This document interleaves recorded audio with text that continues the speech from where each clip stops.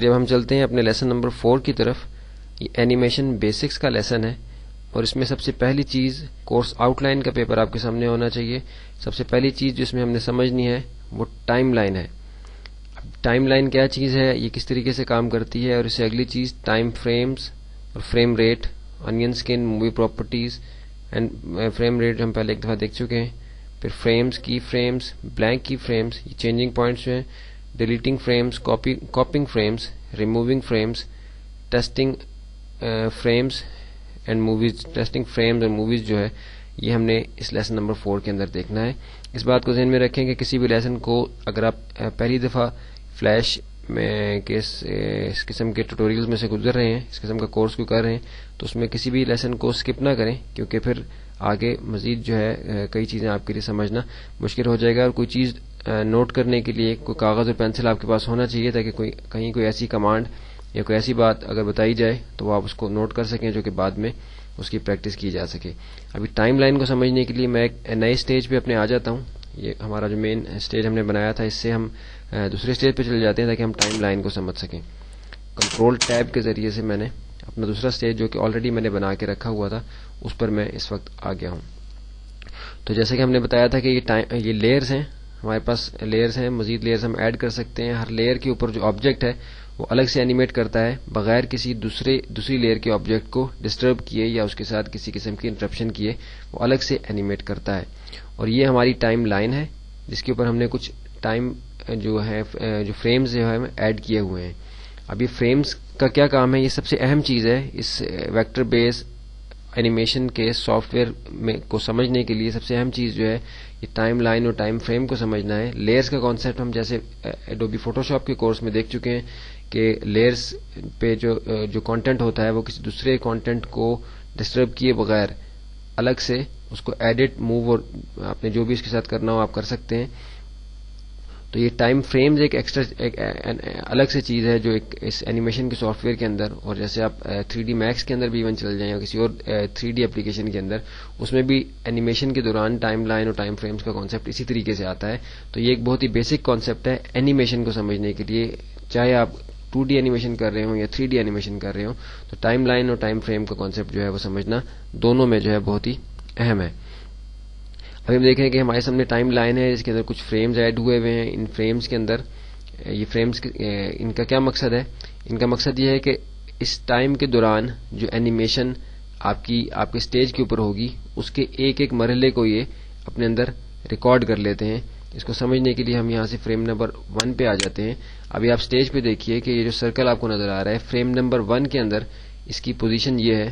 ابھی frame number 2 کے اوپر میں پلے ہیڈ کو موو کروں گا تو آپ دیکھیں گے کہ سرکل اپنی جگہ سے تھوڑا سا موو کرے گا. ابھی فریم نمبر 2 کے اندر ہم نے اس کی پوزیشن یہاں رکھی تھی، فریم نمبر 3 کے اندر ہم نے اس کی پوزیشن یہاں رکھی تھی، فریم نمبر 4 میں اس کی پوزیشن تھی سلیکٹ ہوا تھا، فریم نمبر 5 میں اس کی یہ پوزیشن تھی. 4 اور 5 میں غالباً ایک ہی جگہ تھا، 6 میں موو کیا، پھر 7 میں. اس طریقے سے یہ سرکل جو ہے اینیمیٹ کر رہا تھا. تو اس سارے مرحلے کے اندر یہاں سے فریم نمبر 1 سے لے کے فریم نمبر 40 تک جتنی موومنٹ بھی آپ کی اسٹیج کے اوپر اس سرکل نے جتنا بھی یہ اینیمیٹ ہوا ہے، ساری کی ساری چیز جو ہے ساری کی ساری اس کی موومنٹ جو ہے وہ ٹائم لائن کے اندر ہر ایک ٹائم فریم کے اندر ریکارڈ ہو گئی ہے. اور ہم یہ دیکھ سکتے ہیں کہ فریم ریٹ جیسے ہم نے دیکھا تھا کہ 12.0 فریمز پر سیکنڈ اس کا ریٹ ہے، یعنی کہ فریم نمبر 1 سے لے کے فریم نمبر 12 تک یہ 10 ہے اور یہ آپ کا فریم نمبر 12 ہے. آپ یہ دیکھیے کہ یہاں فریم کا نمبر لکھا ہوا آ رہا ہے، فریم نمبر 12 ہے. یہاں تک 1 سیکنڈ کے اندر جب ہم مووی پلے کریں گے تو یہ سرکل جو ہے وہ اینیمیٹ کرے گا. اور یہاں تک پہنچنے کے اندر اس کو 0.9 سیکنڈز یعنی آلموسٹ 0.1 سیکنڈ لیس دین 1 سیکنڈ اس کو جو ہے 0.1 سیکنڈ لیس دین 1 سیکنڈ جو ہے اس کو یہاں تک لگا ہے. یعنی 1 سیکنڈ سے 10ویں سے کم میں یہ یہاں تک پہنچ جائے گا. یعنی اس کا 1 سیکنڈ جو ہے یہاں فریم نمبر 12 کے اوپر جو ہے وہ کمپلیٹ ہوگا. تو اب ہم اس کو پلے ہیڈ کو اپنے 1 سے لے کے 12 تک موو کر کے آپ سرکل کو دیکھیں گے کہ کس طریقے سے سرکل جو ہے وہ اینیمیٹ ہوتا ہے. 12 سے میں 1 پہ جا رہا ہوں، آپ یہ دیکھ رہے ہیں کہ سرکل پیچھے کو جا رہا ہے، ابھی سرکل آگے کو آ رہا ہے. ابھی مزید آگے جاتا ہوں تو یہ دیکھیے یہ پوری اس کی اینیمیشن جو ہے یہ کمپلیٹ ہو جاتی ہے. ابھی میں اس کو پلے کر کے دیکھتا ہوں کہ کس طریقے سے یہ اینیمیٹ کرے گا.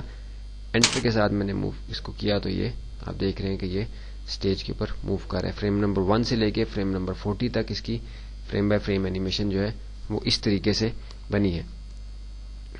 ये हमारी टाइम लाइन होगी। टाइम फ्रेम जैसे हम कह चुके हैं, ये टाइम फ्रेम से मुराद ये हर एक अलग अलग फ्रेम है जो टाइम लाइन के ऊपर ऐड हुआ होता है, और ये सब मिल के जो है हमारी एनिमेशन को कंप्लीट करते हैं। फ्रेम रेट यही है कि फ्रेम नंबर 1 से लेके फ्रेम नंबर 12 तक मूव करने का, या हम जो भी इसको यहाँ इसकी फ्रेम रेट दे देंगे उसके मुताबिक ये 1 सेकंड के अंदर अपनी जो है मूवमेंट फ्रेम्स के ऊपर प्ले हेड जो है वो कंप्लीट करेगा, जिसके लिहाज से आपकी मूवी की स्पीड कम या ज्यादा हो सकती है। लेकिन इसको डिफॉल्ट सेटिंग में ही रहने दें जैसा कि पहले बताया गया था, क्योंकि इसकी डिफॉल्ट सेटिंग चेंज करने से या तो एनिमेशन स्लो हो जाएगी या ज्यादा तेज हो जाएगी, उससे आपकी एनिमेशन की क्वालिटी पे जो है वो इफेक्ट आएगा। इसके बाद हमारी ऑनियन स्किन है। ऑनियन स्किन ये हमारी टाइम लाइन के नीचे जो हमें कुछ साइंस नजर आ रहे हैं, कुछ आइकॉन्स नजर आ रहे हैं, इसमें सबसे जो ये है सेकंड नंबर पे अनियन स्किन है। अनियन स्किन का क्या काम है? अनियन स्किन आपको एडिटिंग के लिए, एनिमेशन को एडिट करने के लिए एक वक्त में एक से ज्यादा फ्रेम्स को शो कर देती है आपके सामने, ताकि आप आसानी के साथ समझ सकें कि किस फ्रेम पे आपकी एनिमेशन जो है वो किस जगह थी। अभी मैं अनियन स्किन को यहां से ऑन करूंगा तो आप देखिएगा कि स्टेज के ऊपर बाकी सारे फ्रेम्स की एनिमेशन जो है वो भी अपीयर हो जाएगी। ये मैंने अनियन स्किन ऑन की तो क्योंकि अनियन स्किन की सेटिंग ये जो टाइम लाइन के स्केल के ऊपर है ये फुल हुई हुई है, सारे के सारे फ्रेम्स मुझे फ्रेम नंबर 1 से लेके फ्रेम नंबर 40 तक इस सर्कल की सारी मूवमेंट हर फ्रेम की जो है वो अलग से नजर आ रही है। अभी फर्स्ट मैं अनियन स्किन की सेटिंग जो है वो कम कर देता हूँ, अपने प्ले हेड को मैं पहले वापस ले आता हूँ। अभी आप देखिए कि अनियन स्किन की सेटिंग जो मैं रखूंगा उसके मुताबिक मुझे यहाँ से फ्रेम्स अपने नजर आएंगे। अगर सिर्फ चंद फ्रेम्स देखने हो, जैसे मुझे अभी सिर्फ अपने जिस फ्रेम पे मेरा प्ले हेड है वो वाला और उसके पीछे के 3 फ्रेम्स जो है मुझे यहाँ से नजर आ रहे हैं, इसमें मैं अगर देखना चाहूँ कि अच्छा ठीक है इस मौके पे ये मेरा जो ऑब्जेक्ट है वो किस जगह था, तो वो मुझे यहाँ से पता चल सकता है। अगर मैं इसको ज्यादा कर दूं तो मुझे ज्यादा आगे के भी जो फ्रेम्स हैं वो नजर आने लगे। प्ले हेड को मैंने अगर आगे मूव कर दिया तो उसी लिहाज से मुझे उसकी मूवमेंट और सारी जो एनिमेशन है वो दिखा रहा है। ये बहुत इसका जो है इस्तेमाल उस मौके पे होता है कि जब मुख्तलिफ लेयर्स के ऊपर मुख्तलिफ आपके ऑब्जेक्ट्स जो हैं वो एनिमेट कर रहे होते हैं। फिर इसके बाद मूवी प्रॉपर्टीज है। मूवी प्रॉपर्टीज हम इंटरफेस के लेसन में देख चुके हैं, एक दफा फिर उसको देख लेते हैं। मूवी प्रॉपर्टीज आप स्टेज पे, अनियन स्किन को मैं पहले यहाँ से ऑफ कर दूंगा।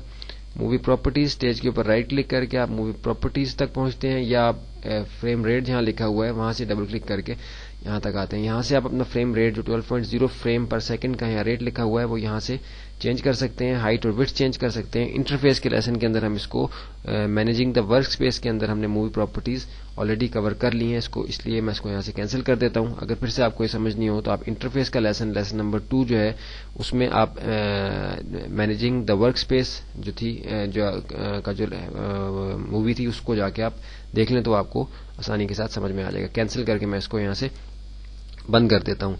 इसके बाद हमारा फ्रेम्स, की फ्रेम्स, ब्लैंक फ्रेम्स, यानी ये जो चेंजिंग पॉइंट्स हैं हमारे ये हैं। इसके मुतालिक मैं आपको यहाँ बताता चलूँ कि ये अभी जो हमें यहाँ सारे फ्रेम्स नजर आ रहे हैं ये की फ्रेम्स कहलाएंगे, क्योंकि इनमें कोई वैल्यू एंटर हुई हुई है। अगर मैं यहाँ बिलफर्ज एक ब्लैंक की फ्रेम ऐड करना चाहूँगा, यानी कि मैं एक और ऑब्जेक्ट यहाँ से आगे स्टार्ट करना चाहता हूँ कि जिसको मैंने एनिमेट करना है, लेकिन पिछले ऑब्जेक्ट को यहाँ से खत्म हो जाए, ये चेंजिंग पॉइंट हो जाए, यानी इस ऑब्जेक्ट की एनिमेशन खत्म हो जाए और एक नया ऑब्जेक्ट यहाँ से एनिमेट करना शुरू करे, तो मैं F7 के जरिए से या इस ब्लैंक एरिया के ऊपर, ब्लैंक जो आपका टाइम लाइन का जो ब्लैंक एरिया है जिसमें कोई फ्रेम ऐड नहीं हुआ हुआ, वहां से राइट क्लिक करके इंसर्ट ब्लैंक की फ्रेम के ऑप्शन को क्लिक करूंगा तो यहाँ एक ब्लैंक फ्रेम ऐड हो गया। आपने देखा कि सर्कल स्टेज से गायब हो गया और अब ये एक वाइट कलर का ब्लैंक फ्रेम जो है यहाँ ऐड हो गया है। अब अगर मैं यहाँ कोई शेप ऐड करता हूँ, कोई ऑब्जेक्ट लेके आता हूँ, तो आप देखिएगा कि उस वाइट फ्रेम के अंदर एक उसी तरह का डॉट आ गया जैसे कि पिछले फ्रेम्स के अंदर था, जो कि की फ्रेम्स कहलाएंगे क्योंकि उनमें ऑब्जेक्ट जो है वो एग्जिस्ट करता है। अगर वो उनमें से कोई फ्रेम खाली होता तो वो भी ब्लैंक फ्रेम कहलाता। अब इसके बाद इसी वैल्यू को आगे कंटिन्यू करने के लिए हम F5 के जरिए से या ऐड जो है आपका इंसर्ट फ्रेम के जरिए से हम इसकी वैल्यू को हम बढ़ा सकते हैं कि यहां से लेके फ्रेम नंबर 41 से लेके फ्रेम नंबर 49 तक या 50 तक हमें इसी शेप को, इसी ऑब्जेक्ट को हमने अपने स्टेज पे रखना है। तो हम F5 के जरिए से या राइट क्लिक करके ऐड फ्रेम, इंसर्ट फ्रेम की जो ऑप्शन है इसके जरिए से हम یہاں فریم ایڈ کر سکتے ہیں. اس کے بارے میں زیادہ فکر مند ہونے کی ضرورت نہیں، کیونکہ آگے جب اس کے ہم پریکٹیکلز کریں گے، اس کے مزید اس میں جو لیسنز میں سے گو تھرو ہوں گے، تو یہ ساری چیزیں بار بار ریوائز ہوں گی، تو انشاءاللہ یہ آپ کو اچھی طرح سے ذہن نشین ہو جائیں گی. اس کے بارے میں پریشان ہونے کی بات نہیں ہے، آسانی کے ساتھ انشاءاللہ کور ہو جائیں گی. لیکن اس میں صرف 3 چیزیں جو آپ ابھی اس وقت نوٹ کر لیں، وہ یہ اس کی 3 کمانڈز ہیں فریمز کے بارے میں جو کہ بار بار یوز ہوتی ہیں. فریم ایڈ کرنے کے لیے F5 کی کمانڈ ہے، کی فریم کے لیے F6 کی کمانڈ ہے، اور بلینک کی فریم کے لیے F7 کی کمانڈ ہے.